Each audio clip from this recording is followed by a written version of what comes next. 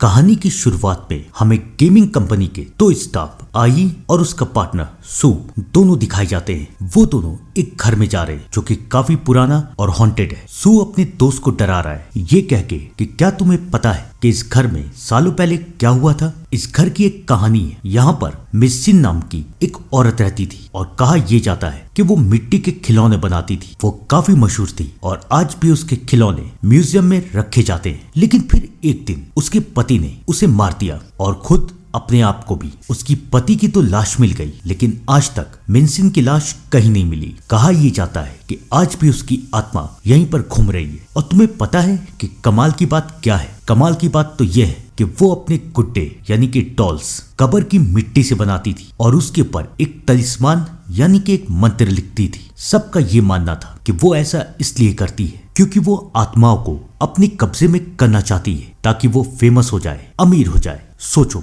जो औरत अपनी जिंदगी में इतनी खतरनाक थी वो मरने के बाद कैसी होगी। सू की ये कहानी सुन के एयू को बहुत डर लग रहा है। वो उसे यहाँ से चलने के लिए कहता है लेकिन सू उसे समझाता है कि हमें जो नया गेम बनाना है उसके लिए हमें इस घर को स्कैन करना पड़ेगा क्योंकि हमारा नया गेम इसी फैमिली की कहानी पे बेस्ड है। तो चलो जल्दी से स्कैन करते हैं और यहाँ से चले जाते हैं। वो लोग पूरे घर को स्कैन कर रहे लेकिन साथ ही साथ वहां पर काफी सारी मिट्टी के डॉल्स है जो कि हिसिन ने बनाए थे। वो सब भी स्कैन हो रहे हैं। उसमें से एक डॉल सू उठा के एयू को डराता है और कहता है देखो ये डॉल कितनी अच्छी है, इसे भी हम अपने साथ रख देते हैं, बॉस को दिखाएंगे तो बॉस काफी खुश होंगे। एयू मान जाता है लेकिन जैसे ही वो उस डॉल को दिखता है तो उस डॉल के पीछे एक तलिस्मान लिखा हुआ है यानी कि एक मंत्र। तभी उसके कान के पास एक साया आता है और चिल्लाता है डॉल को रख दो। ये आवाज सुन के एयू डर जाता है। उसके हाथ से डॉल गिरती है और टूट जाती है। ये देख के सू से समझाता है क्या कर रहे हो, काम पे ध्यान दो। एयू सू को समझा नहीं पाता कि उसे किसी के यहाँ पे होने का एहसास हो रहा है लेकिन इससे पहले वो बेचारा कुछ कर पाता। एक अलमारी उसके ऊपर गिर जाती है, उसके हाथों से खून निकलता है और उसका खून डॉल तक पहुंच जाता है। सू भी अपने पार्टनर को बचाने की कोशिश करता है लेकिन ये क्या, एयू उठ जाता है लेकिन अब वो नॉर्मल इंसान नहीं लग रहा। उसके आंखों में खून उतर चुका है और उसके मुंह से खून निकल रहा है। अब ये सब देख के सू भी डर जाता है लेकिन इससे पहले वो भाग पाता। एक साया उसे खींचते हुए भट्टी की तरफ ले जाता है। वही भट्टी जहां पर मिट्टी के खिलौने को तैयार किया जाता है। वो साया उसे खींचते हुए भट्टी की तरफ ले जाता है और उसके बाद सुनाई देती है सिर्फ सू की आवाज, सॉरी चिल्लाने की आवाज। कौन था ये साया, क्या होने वाला था, किसी को कुछ नहीं पता। कहानी आगे बढ़ती है और अब कहानी हमें एक प्यारे से कपल चैंग और उसकी बीवी हुआ की तरफ लेके जाती है। चैंग अपनी बीवी मिहुआ से बहुत प्यार करता था और अब तो मिहुआ मां बनने वाली थी। जहां पर एक तरफ चैंग एक गेमिंग कंपनी में काम करता था और वो एक नया गेम बना रहा था, याद है ना, वही गेम जिसके लिए एई और सू स्कैन करने के लिए हिसिन के घर गए थे। खैर इस बारे में बाद में बात करेंगे। और वहीं दूसरी तरफ मिहुआ चीजों को ठीक करने का काम करती थी यानी कि डॉल्स को, घर को, कोई भी टूटी हुई चीज उसके पास आती तो वो उसको ठीक कर देती। मिहुआ ने अपने काम से छुट्टी ले ली थी क्योंकि वो मां बनने वाली थी और चैंग भी अपनी बीवी को समझाता है कि आज वो जाके बॉस से छुट्टी की बात करेगा और उसके बाद वो अपनी बीवी के साथ रहेगा। दोनों बहुत खुश है लेकिन जैसे ही चैंग ऑफिस जाता है तो उसका बॉस उसे बताता है कि सू लापता है। वो इस गेम पे काम कर रहा था, उसका पार्टनर एई आ चुका है लेकिन उसकी हालत भी ठीक नहीं है और हमें एक हफ्ते के अंदर गेम का डेमो दिखाना है तो अब तुम्हें इस गेम पे काम करना पड़ेगा। चैंग अपने बॉस को समझाने की कोशिश करता है लेकिन वो उसकी बात नहीं मानता। मजबूरी में आके चैंग मान जाता है। वो एई के पास जाता है और उस घर के किया गया स्कैन और सामान को ले लेता है लेकिन बेचारा ये नहीं देख पाता कि एई की हालत बहुत खराब है। वो उस सामान को लेके अपने घर जाता है और फिर वो अपनी बीवी को सब कुछ बता देता है। वो अपनी बीवी को समझाता है कि अगर हमने इस गेम को बना दिया तो मुझे बहुत पैसे मिलेंगे और तब हम अपने बच्चे का ख्याल अच्छी तरीके से रख सकते हैं। मिहुआ भी मान जाती है। दोनों बहुत खुश है लेकिन बेचारों को पता नहीं था कि उनके घर क्या आ चुका है। खैर अगले दिन चैंग अपने ऑफिस में जाके काम कर रहा है और वो हिसिन के बारे में रिसर्च कर रहा है कि आखिरकार हिसिन थी कौन ताकि वो अपने गेम को और भी अच्छी तरीके से बना सके। काम करने के बाद उसे अपनी बीवी की याद आती है। तब वो अपनी बीवी को मैसेज करता है कि लिविंग रूम में आओ। उसकी बीवी वहां आती है तो दिखती है कि चैंग ने वहां पर एक कैमरा लगाया है और उस कैमरे की फुटेज चैंग के मोबाइल में है। यानी कि अब चैंग 24 घंटे अपनी बीवी को देख सकता है कि वो सही है या फिर नहीं। मियू बहुत खुश है। कहानी आगे बढ़ती है। रात में वो दोनों सो रहे,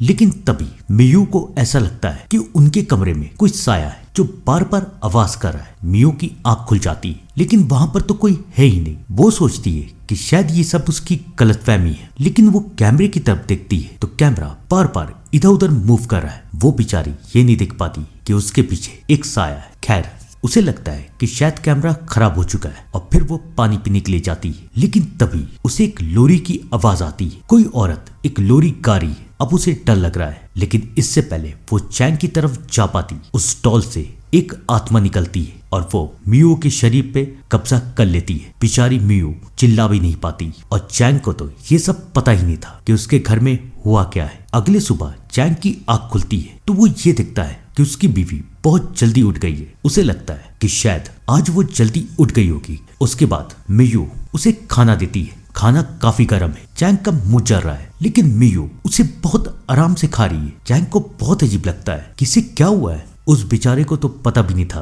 कि अब आगे की कहानी ऐसी होगी जो उसने अपने बुरे से बुरे सपने में नहीं सोचा होगा। कहानी आगे बढ़ती है। चैंग हिसिन की बहन से मिलने जाता है ताकि वो हिसिन के बारे में और भी कुछ पता कर सके कि हिसिन कैसी थी। उसकी बहन अभी तक दुखी है क्योंकि अब तक उसकी बहन की बॉडी कहीं नहीं मिली। वो चैंग से कहती है कि शायद आप लोगों की गेम की वजह से मेरी बहन का केस दोबारा खुल जाए। चैंग भी उससे वादा करता है कि वो कोशिश करेगा कि ऐसा ही हो। लियू से सब कुछ जानने के बाद फाइनली चैंग अपने गेम का स्टेज तैयार कर लेता है और VR यानी कि वर्चुअल रियलिटी ग्लास के जरिए उस गेम को खेल रहा है। वो हिसन के घर में जाता है और जैसा कि हर हॉरर गेम में होता है कि उसे यहाँ से बच के बाहर निकलना है। चैंग वैसी कोशिश कर रहा है, लेकिन बार बार उसे एहसास हो रहा है कि वहां पर एक साया है और फाइनली उसके सामने हिसिन की आत्मा आती है। उसे देख के चैंग डर जाता है और वो अपना ग्लास उतार देता है। वो अपने स्टाफ को समझाता है कि हमने हिसिन का ओरिजिनल इमेज क्यों यूज किया है। उसकी बहन ने ये करने से मना किया था, लेकिन उसका स्टाफ उसे बताता है कि हमारे गेम में हिसिन का कोई इमेज नहीं है। चैंग को बहुत अजीब लगता है। वो फुटेज चेक कर रहा है, लेकिन सच में वहां पर हिसिन कहीं नहीं है और साथ ही साथ उसका फुटेज भी करप्टेड हो चुका है। सबको ये लगता है कि शायद VR ग्लास ही खराब हो चुका है, लेकिन बेचारों को पता नहीं था कि आगे क्या होगा। कहानी हमें मियू के पास लेके जाती है। मियू जो कि बहुत परेशान है, लेकिन तभी उसे ऐसा लगता है कि उसके पीछे एक साया है। इससे पहले वो वहां से भाग पाती, वो साया सारे दरवाजों को बंद कर देता है और उसके बाद मियू के कान में बोलता है, मुझे खून चाहिए, मुझे खून चाहिए। और मियू सामने आईने में देखती है कि उसका अक्स अपने हाथ में वही डॉल लिए हुए है और उसके बाद उसका अक्स अपना खून निकाल रहा है और जैसे जैसे वो अक्स कर रहा है मियू भी वैसा ही करती है और फिर उसके खून से वो मिट्टी को सानती है और फिर डॉल के टूटे हुए हिस्से को पूरा करती है। अब मियू पहली जैसे बिल्कुल नहीं थी। अब वो बदल चुकी थी। वो इंसान नहीं थी बल्कि एक शैतान बन चुकी थी। इन सब से बेखबर जब रात में चैंग अपने घर पहुंचता है तो मियू वहां पर है ही नहीं। उसे लगता है कि शायद उसकी बीवी थक चुकी है। वो भी अपने कमरे में जाता है और एसी कम कर रहा है, लेकिन जैसे जैसे वो एसी कम करता है मियू उठ जाती है। उसे बहुत गुस्सा आ रहा है। वो चिल्लाती है कि एसी मत चलाना। उसे बहुत अजीब लगता है क्योंकि आज तक उसकी बीवी ने कभी उससे ऐसे बात नहीं की। वो बहुत परेशान होता है। अगले दिन वो अपने ऑफिस में इसी बारे में सोच रहा है, लेकिन उसका बॉस उसे समझाता है कि कोई बात नहीं, जब ये गेम कंप्लीट करने के बाद तुम छुट्टी ले लेना और अपनी बीवी के साथ टाइम बिताना, सब कुछ ठीक हो जाएगा। चैंग को भी लगता है कि शायद यही सही होगा। वो फिर से अपनी गेम बनाने में लग जाता है। वो एई और सू के फुटेज को चेक कर रहा है। तभी उस फुटेज में वो ये देखता है कि सू एई को वो डॉल दे रहा है, लेकिन इससे पहले वो उस डॉल को और करीब से देख पाता। अचानक एई का कॉल आ जाता है और एई उसे बताता है कि मुझे आपको डॉल के बारे में कुछ बताना है। लेकिन इससे पहले एई शैंग को कुछ बता पाता। मियू जो कि अपने घर में थी और जो कि अब शैतान बन चुकी थी, वो चैंग की सारी बातें सुन लेती है और अब वो हंस रही है। उसका प्लान हम लोग तो समझ चुके हैं कि वो अब एयू को जिंदा नहीं छोड़ेगी। इससे पहले एई चैंग को कुछ बता पाता, वो तड़पने लगता है। एई की आवाज सुन के चैंग को बहुत चिंता होती है। वो उसके घर जाता है, लेकिन अब सब कुछ बदल चुका है। एई तड़प रहा है, चिल्ला रहा है, ऐसा लग रहा है कि कोई उसे मार रहा है और वो और कोई नहीं बल्कि चैंग की बीवी थी और वो एयू को मार देती है। चैंग के सामने एयू तड़प तड़प के मर जाता है, लेकिन अब उसकी मौत के साथ चैंग को उस डॉल के ऊपर शक हो जाता है। वो अपने घर जाता है तो देखता है कि उसकी बीवी ने उस डॉल के टूटे हुए हिस्से को ठीक कर दिया है। लेकिन इससे पहले वो उस डॉल को करीब से देख पाता, मियू उठ जाती है और दरवाजे को पटकने लगती है और उस डॉल को चैंग के हाथ से छीन लेती है। और चैंग भी मियू के बदले हुए रूप को देख लेता है। अब उसे यकीन हो चुका है कि मियू नॉर्मल नहीं है। वो अगले दिन एक ओझा के पास जाता है और डॉल के पीछे लिखे हुए तलिस्मान को दिखाता है। ओझा इसे समझ नहीं पाता कि ये आखिरकार क्या है, लेकिन वो चैंग को बताता है कि शेंग नाम का एक आदमी है जो इन सारी चीजों के बारे में जानता है, तुम उसके पास जाओ। और उसके बाद चैंग शेंग के पास जाता है। शेंग जो कि तलिस्मान के बारे में बहुत कुछ जानता था और वो सबको इस बारे में बताता है। और उसी के क्लास में शेंग से उस डॉल के बारे में पूछता है, लेकिन उस डॉल को देख के शेंग भी डर जाता है। वो चैंग को कुछ नहीं बताता, लेकिन चैंग उसके सामने बहुत जिद करता है, उसे समझाता है कि उसकी बीवी की जान खतरे में। और तब शेंग मान जाता है। वो उस तलिस्मान को पढ़ता है और शेंग को बताता है कि ये तलिस्मान कोई मामूली तलिस्मान नहीं, बल्कि इसे लिखा जाता है आत्माओं को कैद करने के लिए। यानी कि अगर हम इसे किसी चीज के ऊपर लिख दे तो बुरी आत्मा उसके अंदर कैद हो जाएंगी। लेकिन ये तुम्हारे पास आया कहां से? और फिर चैंग शेंग को सारी कहानी सुना देता है। शेंग समझ जाता है कि उस डॉल में कुछ न कुछ तो गड़बड़ है। वो चैंग के साथ उसके घर जाता है, लेकिन इससे पहले वो उस डॉल को चेक कर पाता। अब मियू का असली रूप सबके सामने आ जाता है और वो शेंग को मारने की कोशिश करती है, लेकिन शेंग किसी तरीके से मियू के ऊपर काबू कर लेता है। वो उसके अंदर घुसी हुई बुरी आत्माओं को शांत करता है, लेकिन ये ज्यादा देर तक नहीं हो सकता।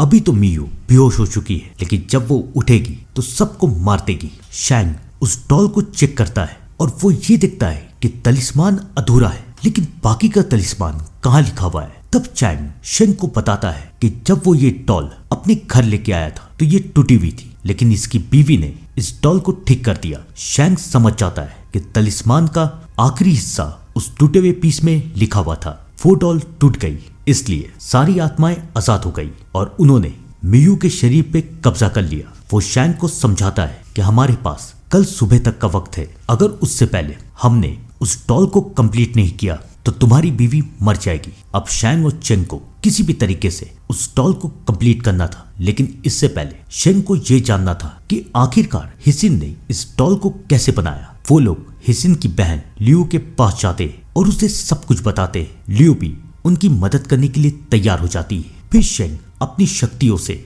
लियू के आंखों में पट्टी बांधता है और लियू को उसी दिन में पहुंचा देता है जब हिसिन इस डॉल को बनाने के लिए कब्र से मिट्टी उठा रही थी। वो भी मां बनने वाली थी, लेकिन वो अपने डॉल बनाने के जुनून में काम पे काम करती जा रही थी, भारी सामानों को उठा रही थी और इस वजह से उसका मिसकैरेज हो गया। इस बात का सदमा हिसिन को इस कदर लगा कि उसने फैसला किया कि वो अब डॉल को अपने खून से बनाएगी। तो वो मिट्टी में पानी की जगह अपने खून को इस्तेमाल करती है और फिर तैयार करती है एक डॉल। शेंग समझ जाता है कि ऐसा करने पे मिट्टी और खून दोनों मिलके बुरी आत्माओं को कब्र से बुला के उस डॉल के अंदर डाल दिया। और फिर उस डॉल ने हिसिन को अपने कब्जे में लिया और हिसिन ने अपने पति को मार दिया। लेकिन उसके बाद जब हिसिन को होश आया तो वो समझ गई कि ये डॉल एक शापित बन चुकी है। तो उसने बुरी आत्माओं को इस डॉल में कैद करने के लिए उसके पीछे एक तलिस्मान लिख दिया, यानी कि एक मंत्र, और फिर उस डॉल के साथ अपने आप को एक दीवार में बंद कर दिया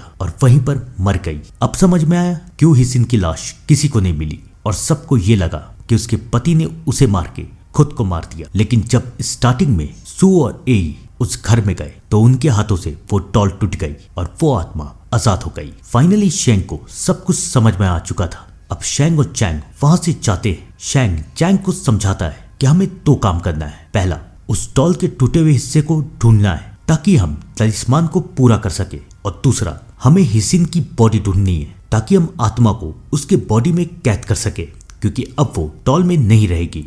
वो लोग मियू को लेके फाइनली हिसिन के घर जाते हैं। शेंग को कहता है कि तुम हिसिन की बॉडी ढूंढो और ये घर पहले ही स्कैन हो चुका है, तो मैं अपने वर्चुअल ग्लास की मदद से इस घर में उस टूटे हुए हिस्से को ढूंढूंगा और उसके ऊपर जो तलिस्मान लिखा रहेगा उसे मैं लिख लूंगा और फिर तुम्हें दे दूंगा ताकि वो तलिस्मान तुम लिख के आत्माओं को कैद कर सको। दोनों मान जाते, जहां पर एक तरफ शेंग हसीन की बॉडी को ढूंढ रहा था, वहीं दूसरी तरफ चैंग वीआर ग्लास की मदद से उस घर में गया और ये ढूंढने की कोशिश कर रहा था कि वो डॉल का पीस कहाँ है, लेकिन बार बार उसे एक आत्मा की आहट मिल रही है और वो आत्मा और किसी की नहीं बल्कि हिसिन की है। तब उसे याद आता है कि जब वो पहली बार इस घर में वीआर ग्लास के जरिए गया था तब हिसिन की आत्मा उसे वो टूटे हुए डॉल के टुकड़े को दे रही थी, लेकिन वो डर गया क्योंकि हिसिन की भी आत्मा ये चाहती थी कि वो पूरी आत्माएं हमेशा के लिए कैद हो जाए। फाइनली चैंग को वो टूटा हुआ हिस्सा मिल जाता है और वो उस तलिस्मान को लिख लेता है और वहां दूसरी तरफ शेंग को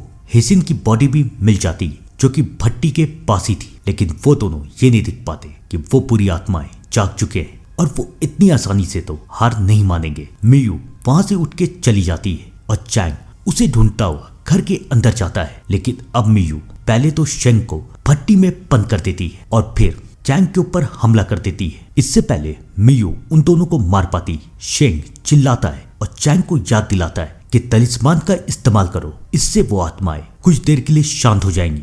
चैंग वैसे ही करता है और कुछ देर के लिए मियू शांत हो जाती है। शेंग भी भट्टी से बाहर निकल जाता है और फिर वो लोग मिसिन के कंकाल के ऊपर उन आत्माओं को कैद करने की कोशिश करते हैं, लेकिन अब वो आत्माएं मियू का खून पी के बहुत शक्तिशाली बन चुकी थी। वो कंकाल के अंदर नहीं कैद होंगी और अब वो आत्माएं मियू को मारने वाली।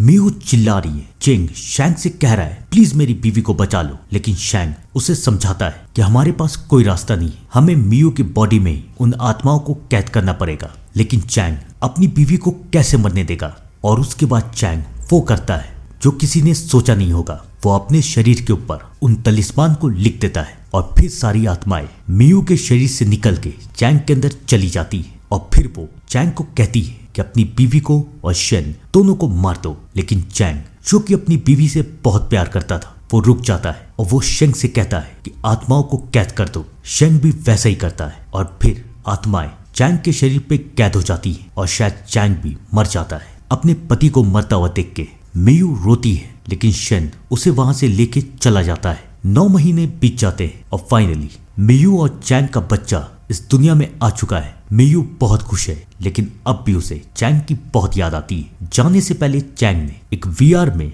अपनी यादों को रख दिया था ताकि मियू उसे देख सके, और अब मियू के पास वही यादें जिसे वो वीआर ग्लास पहन के देख सकती है। आपको क्या लग रहा है कहानी यहाँ पर खत्म हो गई?